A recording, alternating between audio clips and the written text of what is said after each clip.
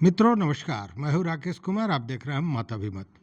मित्रों, बिहार में भूमि सर्वेक्षण चल रहा है, विशेष भूमि सर्वेक्षण, और इसको लेकर तमाम तरह की चर्चाएं चल रही थी, हंगामा था, लोग सड़क पर भी उतर आए थे।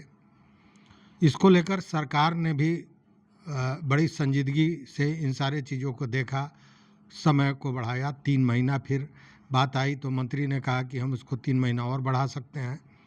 मतलब कि सरकार चाहती है कि सर्वे किसी तरह हो। दूसरी बात, कुछ मामले को लेकर एक राजीव रंजन सिंह अधिवक्ता हैं, जिन्होंने सर्वे नियमानुकूल नहीं हो रहा है, नियमों को ध्यान में नहीं रखा गया है, इससे लोगों को परेशानी होगी, तमाम तर्क देते हुए हाईकोर्ट में एक पीआईएल दाखिल किया था। हाईकोर्ट ने भी स्पष्ट कह दिया कि सर्वे कराना सरकार का अधिकार है और इसमें हाईकोर्ट कोई हस्तक्षेप नहीं करेगा। यहाँ तक तो बात ठीक थी, लेकिन बावजूद उसके हमने भी अपने वीडियो में भी चर्चा की थी इसकी, कि कुछ ऐसे मामले थे जहाँ लग रहा था कि सर्वे होगा तो कैसे होगा, और वो मामला ज़्यादातर बिलोंग कर रहा था मोतिहारी और बेतिया से, मतलब जिला पूर्वी चंपारण और पश्चिमी चंपारण से। हालांकि इसमें और भी कई ज़िले आते हैं, लेकिन ये सारी चीज़ें मैं इसलिए बता रहा हूँ कि सर्वे होगा तो कैसे होगा, यह प्रश्न इसलिए उठ रहा था कि उसमें हजारों एकड़ ऐसे ज़मीन थे जो अतिक्रमण किए गए थे और उस पर तरह तरह के दावे किए जाते हैं, कागज़ दिखाए जाते हैं, पट्टा दिखाया जाता है और तमाम तरह की चीज़ें होती हैं। लेकिन एक तरफ से यह भी कहा जाता है कि ये सारी चीज़ें गलत हैं, भ्रामक है या फ्रॉड है। जी हाँ, मैं बात कर रहा हूँ बेतिया महाराज की, मतलब बेतिया राज जमीन की। और ये मामला जो मैं कभी अपने वीडियो में चर्चा में किया था, अब ये सुर्खियों में है। और सुर्खियों में इसलिए है कि के पाठक ने स्पष्ट कर दिया है कि बेतिया राज के एक एक इंच ज़मीन को सरकार वापस ले लेगी अगर वो गलत ढंग से हस्तांतरित किया गया है, उसका म्यूटेशन किया गया है, रसीद काटा जा रहा है, जो भी है, एक एक इंच ज़मीन को लिया जाएगा। और केवल ज़मीन को ही नहीं लिया जाएगा, इस हेरा फेरी में जो शामिल पदाधिकारी हैं उन लोगों पर भी कार्रवाइयाँ होंगी और इसकी शुरुआत भी हो चुकी है। देखिए, जब के पाठक को शिक्षा विभाग से राजस्व परिषद में भेजा गया था तो उस समय हो रहा था कि इनको सेंटिंग पोस्ट दे दिया गया है। बात भी सही है, वो सेंटिंग पोस्ट ही है, क्योंकि राजस्व परिषद जो चीफ सेक्रेटरी रैंक के पदाधिकारी होते हैं उनकी पदस्थापना वहाँ होती है, लेकिन वहाँ काम उस तरह का कोई नहीं है। राजस्व परिषद का एक बड़ा काम यह है कि वह उसी के तहत है कोर्ट ऑफ वार्ड्स, और वो बेतिया राज के ज़मीन के एक तरह से कहें कि संरक्षक हैं, या मलकियत उनके पास है। मलकियत मतलब बिना उसके आदेश के कोई खरीद बिक्री या किसी भी तरह का काम बेतिया राज के ज़मीन में नहीं हो सकता है, कोर्ट ऑफ वार्ड्स। और मैंने, आपको याद होगा उस समय जो वीडियो बनाया था, मैंने कहा था कि उनको सेंटिंग पोस्ट में नहीं भेजा गया है। शिक्षा विभाग में अमूल चूल परिवर्तन करने के बाद जो भूमि माफियाओं का एक पूरा संगठन चल रहा है, उस संगठन को ध्वस्त करने के लिए जो पदाधिकारियों के साथ मिलकर उसे चलाया जा रहा है, उसको ध्वस्त करने के लिए कहीं ना कहीं सरकार ने उनको बड़ी सोच समझकर राजस्व परिषद में भेजा है। उस समय मेरी बातों पर लोगों ने गौर नहीं किया, लेकिन अब वो चीज़ें ठीक सामने आ रही हैं। सामने इसलिए आ रही हैं कि जिस राजस्व परिषद को कभी परिषद के ही किसी बड़े पदाधिकारी ने यह कहा था कि राजस्व परिषद गौशाला जैसा है, काम कोई नहीं है, आना है जाना है और कोई बात नहीं है, इसको गौशाला कह सकते हैं। तो उस जगह पर जब भेजा गया था तो मैंने कहा था कि के पाठक गए हैं तो हड़कंप तो होगा, भूकंप भी आएगा, और सुनामी में कौन कौन बहेंगे ये देखने वाली बात होगी। आज वही स्थिति हो गई और उसकी शुरुआत भी हो गई, और इसकी तैयारी के पाठक बहुत पहले से कर रहे थे। पूरे गंभीरता से इस बात को समझिएगा, इसकी तैयारी के पाठक तभी से कर रहे थे जब वो शिक्षा विभाग से राजस्व परिषद में गए थे। और ये आप इस तरह समझ सकते हैं कि यह अक्टूबर है, 30 अगस्त को ही बेतिया राज्य के व्यवस्थापक जिनका नाम अविनाश कुमार है, उनके खिलाफ आरोप पत्र राजस्व परिषद ने सरकार को दिया था 30 अगस्त को, मतलब आज से सितंबर अक्टूबर 1.5 महीने पहले।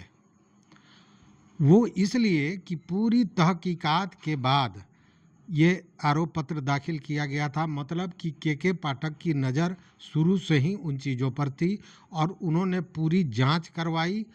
पूरा तरह से जब संतुष्ट हो गए कि हाँ यहाँ पे गड़बड़ी है, तब उन्होंने ये मामला उठाया और आरोप पत्र दाखिल किया। और जब ये सरकार के पास पहुंची तो अविनाश कुमार जो व्यवस्थापक थे, उनको नीतीश कुमार ने बिना विलंब करते हुए सस्पेंड कर दिया। वो सस्पेंड हो गए और उन पर आरोप ये था कि उन्होंने नियमों का उल्लंघन करते हुए एक कर्मचारी हैं सुरेश रावत, उनको उन्होंने कुछ अधिक अधिकार दे दिए थे और उसके कारण गड़बड़ियाँ हो रही थी। इस आरोप में वो हटाए गए और उसके बाद यह तय हुआ कि बेतिया राज्य के 1-1 इंच ज़मीन को निकालेगी सरकार, और उसमें के पाठक तो शुरू से लगे हुए थे। बाद में ये बातें लोगों तक पहुंची, ये चीज़ें सामने आई और ये हड़कंप तब शुरू हुआ जब सस्पेंशन के बाद बाज़ाब्ता 5 पदाधिकारियों की प्रतिनियुक्ति, जो पदाधिकारी के पाठक को समझ में आया कि बेहतर काम कर सकते हैं, उनकी पदस्थापना बेतिया में कर दी गई है, बेतिया राज में। और वो खंगाल रहे हैं पूरी कागजातों को कि कहाँ कहाँ बेतिया महाराज की ज़मीन थी, कहाँ कहाँ बेतिया राज की संपत्ति है और उसको कहाँ कहाँ अतिक्रमित है, कहाँ कहाँ ठीक है। इन सारे चीज़ों का खाका तैयार हो रहा है। और इन 5 पदाधिकारी में राजीव कुमार राय जो बंदोबस्त पदाधिकारी पूर्णिया के थे, बद्री प्रसाद गुप्ता बांका के सहायक बंदोबस्त पदाधिकारी, सुबोध कुमार नालंदा के सहायक बंदोबस्त पदाधिकारी, निशी कमल सहरसा के बंदोबस्त पदाधिकारी रहे हैं और अमित कुमार जो भोजपुर के सहायक बंदोबस्त पदाधिकारी रहे हैं। इन 5 पदाधिकारियों को बेतिया पदस्थापित किया गया है इसी काम के लिए विशेष रूप से। अब यह तहकीकात जारी है। ये तहकीकात के पहले जो चीज़ें के पाठक ने देखी हैं, समझी हैं, उसके आधार पर मैं आपको बता दूं 3 दर्जन से ज़्यादा ऐसे पदाधिकारी हैं जो उनके निशाने पर हैं। निशाने पर इसलिए कि इन पदाधिकारियों ने कहीं न घाल मेल करके भू माफियाओं के साथ मिलके ज़मीन के साथ छेड़छाड़ किया है। बिना अनुमति के किसी को पट्टा दे देना, कुछ लोगों ने जाली कागज़ जानते हुए उस पर दाखिल खारिज कर दिया, कुछ लोगों ने बाज़ाब्ता बिना किसी मामले के रसीद काटना शुरू कर दिया। देखिए, रसीद 2 तरह का, एक तो सरकार का रसीद और एक दूसरा रसीद अब भी कटता है बेतिया राज का। अब है क्या कि इसमें किस तरह घाल मेल होता है, सो भी मैं आपको बताऊंगा। पूरे संजीदगी से समझिए इस बात को, क्योंकि यह सर्वे के लिए भी बड़ा महत्वपूर्ण है। और अगर यह सर्वे नहीं होता तो शायद इतनी संजीदगी से के पाठक भी इस पर लगते या नहीं, ये कहना मुश्किल है। लेकिन सर्वे हो रहा है तो स्वाभाविक है। और के पाठक को राजस्व परिषद में इसीलिए भेजा भी गया था। मैंने बार बार इस बात की चर्चा की है कि सरकार ने, नीतीश कुमार ने अगर राजस्व परिषद में उनको भेजा है तो बहुत सोच समझ के। उस समय यह भी चर्चा हो रही थी कि के पाठक खुद जाना चाह रहे थे वहाँ, लेकिन ऐसा नहीं है। के पाठक ने पहले राजस्व परिषद के अध्यक्ष पद पर जाने से इनकार भी किया था, लेकिन फिर उनको वहाँ जाना पड़ा था। मतलब कि इसके पीछे नीतीश कुमार की सरकार की सोची समझ चाल थी या एक रणनीति थी जिसके तहत यह काम हो रहा था। एक तरफ सर्वे का काम शुरू हुआ और दूसरी तरफ बेतिया राज के ज़मीन को निकालने का ये काम शुरू हो गया है।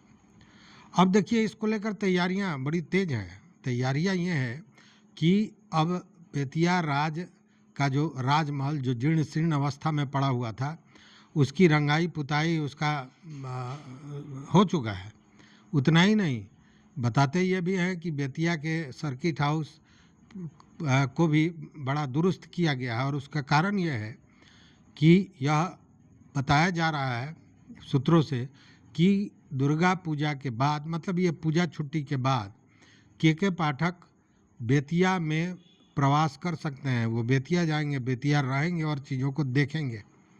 और आप जानते हैं कि के पाठक रात के 12 बजे जब स्कूल और जो संस्थाएं थी जहाँ प्रशिक्षण होता था, रात के 12 बजे वहाँ निरीक्षण करते थे। मतलब आने जाने में वो एसी रूम का जो सिंड्रोम होता है पदाधिकारियों को, वो के पाठक में नहीं है। वो कभी भी कहीं भी पहुँच सकते हैं। अब देखिए ये जो बीच में इतना समय था वो इसलिए कि के पाठक सारी चीज़ों को बड़ी गहराई से देख रहे थे। अब जानते हैं कि के पाठक जब भी कोई काम करते हैं, कोई बदलाव करते हैं, तो बाज़ाब्ता उसके विषय में पूरी जानकारी लेते हैं। इसीलिए उनके द्वारा जो बदलाव किया जाता है बाद में उस पर जल्दी उसको हटाया वटाया नहीं जा सकता है। अब शिक्षा विभाग को ले लीजिए ना, स्कूल के टाइमिंग को जो उन्होंने किया और उस पर जब हंगामा हुआ तो उन्होंने पुराना जो नियमावली था वो निकाल दिया कि साहब ये तो नियमावली है कि 7.5 घंटा रहना है स्कूल में और मैं उससे ज़्यादा तो रख नहीं रहा हूँ। इसीलिए क्लास के बाद भी उन्होंने उसी समय का उपयोग करने के लिए दिया था कि विशेष कक्षाएं चलेंगी, जिसको लेकर भारी हंगामा हुआ था और आज तक उस टाइमिंग को बदला नहीं जा सका। जबकि एस सिद्धार्थ आए तो उन्होंने बहुत सी चीज़ों को बदला, तो के पाठक जो ये सब करके चले गए उसको नहीं बदला जा सका। मतलब के पाठक चीज़ों पर गहराई से उसको जानते हैं, समझते हैं, परखते हैं और उसके बाद कोई निर्णय लेते हैं और उसी के तहत ये काम होने जा रहा है। अगर हम कहें कि जो आप सुनते रहे हैं यूपी में बुलडोज़र व्यवस्था, वो बुलडोज़र व्यवस्था आ सकती है बिहार में भी, या यूँ समझिए कि दरवाजे पर खड़ी है। कारण ये कि जब वो ज़मीन निकलेगा तो वैसे एक नहीं हजारों एकड़ ऐसे ज़मीन है जिस पर अट्टालिकाएँ बनी हुई हैं, घर बना हुआ है, पेट्रोल पंप है, होटल है, तमाम चीज़ें हैं और वह भी कोई आम आदमी का नहीं है। आम आदमी भी घेर के रखा है, आम आदमी भी अपनी झोपड़ी बनाया है, लेकिन ज़्यादातर बड़े लोग हैं जो पैसे वाले हैं, जो सामर्थ्यवान हैं। अब पेट्रोल पंप तो कोई सड़क का गली का आदमी बनाएगा नहीं, वो जब भी बनाएगा तो कोई वाइट कॉलर्ड होगा, कोई पैसे वाला होगा, राजनीतिक प्रभुत्व रखने वाला होगा। और इन लोगों में हड़कंप मच गया है। हड़कंप इस कदर कि पटना के होटलों में भीड़ लगने लगी है। और उसके पीछे कारण ये कि ये सभी चाहते हैं और सभी प्रयास कर रहे हैं सरकार पर ऐसा दबाव बनाना कि के पाठक को वहाँ से हटा दिया जाए, चूँकि इसके अलावा कोई उपाय है नहीं। के पाठक ने जब हाथ में कोई काम ले लिया तो वो छोड़ने नहीं जा रहे हैं, तो उनको हटाने के लिए। लेकिन अब बताइए कि शिक्षा विभाग की हैसियत से उनको राजस्व परिषद में भेज दिया गया, जिसे सेंटिंग का भी सेंटिंग पोस्ट कहा जाता है, जिसको वहाँ के पदाधिकारी ही गौशाला कहा करते थे। वहाँ से अब कहाँ हटा के भेजा जाएगा? उससे कमज़ोर जगह, उससे सेंटिंग का पोस्ट दूसरा कोई नहीं है। तो स्वाभाविक है, अच्छा के पाठक को इससे कोई अंतर पड़ता नहीं है कि उनको कहाँ भेजा गया नहीं भेजा गया, क्योंकि वो अपने हिसाब से काम करते हैं, लेकिन नियम से काम करते हैं। इतना तो बात तय है। शिक्षक वाले मामले में शिक्षकों के क्लास के चलते कुछ चीज़ें अव्यावहारिक उन्होंने की, लेकिन बाकी चीज़ें जो उन्होंने दुरुस्त की उसे आज भी लोग कहते हैं, याद करते हैं। अगर सरकार नहीं मानती है, उस स्थिति में हो सकता है कि ये जो भूमाफिया हैं या वैसे लोग हैं जिन्होंने अतिक्रमण कर रखा है, ये कोर्ट का शरण लेंगे। लेकिन आपको हम बता दें कि कोर्ट इस पर कुछ भी नहीं करेगा, क्योंकि कोर्ट कभी नहीं कहेगा कि अतिक्रमण की भूमि को सरकार न हासिल करे, उसको डिटेक्ट नहीं करे, उसकी पहचान नहीं करे और अतिक्रमण मुक्त नहीं करावे। चूँकि कोर्ट अतिक्रमण मुक्त कराने के लिए बार बार फैसला देती रही है, तो अतिक्रमण करने के लिए तो कोर्ट नहीं कहेगी, पहली बात। दूसरी बात ये कि कोर्ट भी यह जानती है कि के पाठक, ऐसे कई मामले हुए हैं कि के पाठक अगर कुछ करते हैं तो नियम जो है उसके विरुद्ध नहीं जाते हैं, और इसीलिए अपने जो वो कहते हैं ना कि अंगद ने अपना पैर जमा दिया है, उसी तरह जो सोचते हैं के पाठक वही करते हैं। तमाम विरोध होता है, सरकार से लेकर और सारे लोग विरोध करते हैं, लेकिन के पाठक यथावत अंगद की पैर की तरह खड़े रहते हैं। तो कोर्ट भी इस पर कोई रोक नहीं लगाएगी, भले उसके लिए और जो भी रास्ता ये लोग खोजें। उस स्थिति में यह भी तय है कि बुलडोजर चलेगा और ज़मीन निकाला जाएगा। अब हड़कंप दो लोगों में है। एक उन लोगों में है जिन्होंने गलत ढंग से भूमाफियाओं के साथ साठ-गांठ कर ये काम किया, ज़मीन के साथ छेड़छाड़ की, और उन लोगों में भी है जो भूमाफिया हैं, जो अतिक्रमणकारी हैं, जिन्होंने बेतिया महाराज के ज़मीन को, चूँकि बेतिया महाराज निर्वंश जिसको हम लोग कहते हैं, उनको कोई संतान नहीं थी, कोई वारिस नहीं था, तो कहते हैं ना कि लावारिस की संपत्ति समझकर जिन लोगों ने उसे घेरा है, उन सारे लोगों का रक्त प्रवाह तेज हो गया है, ब्लड प्रेशर बढ़ गया है कि आगे क्या होता है। तो इंतज़ार करने की ज़रूरत है। लेकिन बेतिया पर फिर हम नेक्स्ट एक वीडियो आपको बहुत जल्द कल ही देंगे, जिसमें हम बताएंगे इन सारी कहानियाँ ये कैसे कैसे चली हैं। ये बहुत बड़ी कहानी है, चूँकि बहुत समृद्ध बेतिया राज रहा है। आप इसी से अंदाज कीजिए कि बेतिया पूरा शहर और शहर के बाहर भी मैक्सिमम ज़मीन बेतिया का है। मोतिहारी आधा शहर बेतिया राज का है। उसके अलावा मोतिहारी शहर के बाहर चिरैया, पताही आदि में हजारों एकड़ ज़मीन बेतिया का है। मुजफ्फरपुर में है, पटना में है, दरभंगा में है, और उसके अलावा गोरखपुर, यूपी में गोरखपुर, बनारस, इन सारे जगहों पर ज़मीन है बेतिया राज का। और इसके अलावा कोलकाता में, और इतना ही नहीं, भारत के लगभग सभी तीर्थ स्थलों पर बेतिया महाराज का ज़मीन भी है और बेतिया राज का भवन भी है, और मैक्सिमम अतिक्रमित है। तो अगर ये शुरुआत होती है तो भले ही भूमाफियाओं के लिए भय का डर हो, गड़बड़ करने वाले पदाधिकारियों के लिए भय का ये सबब हो, लेकिन पाठक जी ने हाथ लगाया है तो वो फाटक खुलेगा जहाँ से अतिक्रमणकारी जेल के भीतर जाएंगे और अतिक्रमण मुक्त होगा। इस वीडियो में बस इतना ही। देखते रहिए मत अभिमत। मित्रों, चैनल पर नए हो तो निश्चित रूप से सब्सक्राइब कीजिए, लाइक कीजिए, दोस्तों के साथ शेयर कीजिए और अपना विचार जरूर दीजिए कि क्या के पाठक का ये काम अतिक्रमणकारियों के विरुद्ध जो हो रहा है वो सही है या नहीं। बताइएगा ज़रूर, इंतज़ार रहेगा। बहुत बहुत धन्यवाद, बहुत बहुत धन्यवाद।